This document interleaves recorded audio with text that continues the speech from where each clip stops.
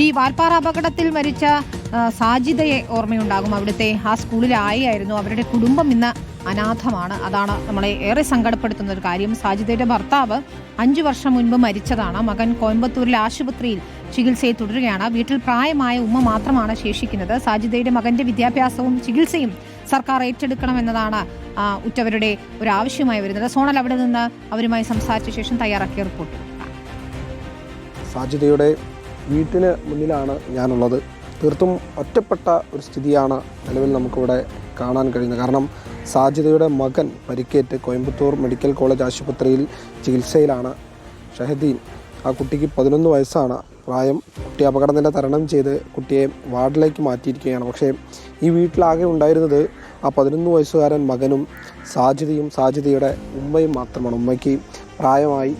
ഇനി ആ കുട്ടിക്ക് ആര്, ആ ഉമ്മയ്ക്ക് ആര് എന്നുള്ളൊരു ചോദ്യം ഉണ്ട്. നമ്മുടെ കൂടെ ഉള്ളത് സാജിദയുടെ ഉമ്മയാണ്.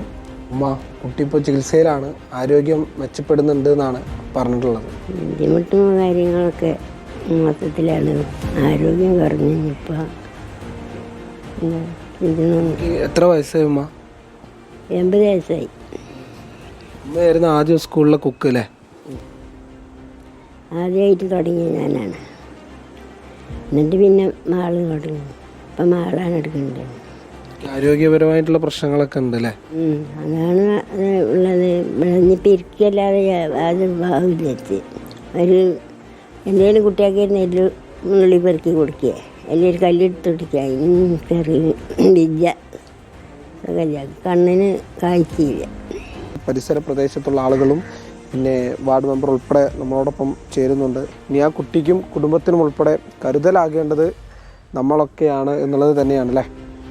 കുട്ടിയുടെ കാര്യത്തിൽ പറയാൻ ഒരു കാര്യം കൂടെ ഓർമ്മിപ്പിക്കാനുള്ളത്, പിന്നെ ആ കുട്ടിയുടെ ഭാവി വിദ്യാഭ്യാസം കൂടെ നമ്മുടെ വിദ്യാഭ്യാസ വകുപ്പോ അതിൽ ഏതെങ്കിലും ഗവൺമെൻറ് ഡിപ്പാർട്ട്മെൻറ്റോ ഏറ്റെടുത്ത് ആ കുട്ടിയുടെ വിദ്യാഭ്യാസ കാര്യങ്ങൾ കൂടി ഏറ്റെടുക്കണമെന്നും കൂടി ഞങ്ങൾ നാട്ടുകാരായ ഞങ്ങൾക്ക് ആഗ്രഹമുണ്ട്, ആശിക്കുന്നുണ്ട്.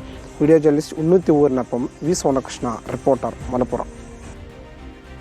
ഏറെ വേദനിപ്പിക്കുന്നത് തന്നെയാണ് സാജിദയുടെ വേർപാട്. കാരണം മകനെയും ഉമ്മയും നോക്കിയിരുന്നത് അവർ ആ വരുമാനം കൊണ്ടാണ്. തുല്യതാ പരീക്ഷ എഴുതിയാണ് സാജിദ പാസ്സായതും. അതുകൊണ്ട് തന്നെ അവരാണ് ആ കുടുംബം നോക്കിയിരുന്നത്. ഉമ്മയെയും മകനെയും ഇനി സംരക്ഷിക്കേണ്ടത് അത്യാവശ്യമാണ്. മകൻ്റെ വിദ്യാഭ്യാസ ചെലവ് ഉൾപ്പെടെ വഹിക്കണം. അവന് ഈ കൗൺസിലിംഗ് ഒക്കെ കൊടുത്തുകൊണ്ട് ഈ ട്രോമയിൽ നിന്ന് കരകയറ്റണം. ഏതായാലും ഇന്ന് രാവിലെ നമ്മൾ മഞ്ഞളാംകുഴി അലി MLA-യുമായി ബന്ധപ്പെട്ടിരുന്നു. അദ്ദേഹം വേണ്ടുന്ന സഹായമെല്ലാം ഉറപ്പാക്കും. ആ കുട്ടിയുടെ വിദ്യാഭ്യാസ ചെലവുകളൊപ്പം ഭാവിക്ക് വേണ്ട കാര്യങ്ങളെല്ലാം ചെയ്യുമെന്നൊരു ഉറപ്പ് അദ്ദേഹം നൽകിയിട്ടുണ്ട്. മുസ്ലിം ലീഗും വേണ്ട സഹായം നൽകുമെന്ന ഉറപ്പ് നൽകിയിരിക്കുന്നു. ഏതായാലും സോണൽ കൃഷ്ണയുടെ റിപ്പോർട്ടാണ് നമ്മൾ കണ്ടത്.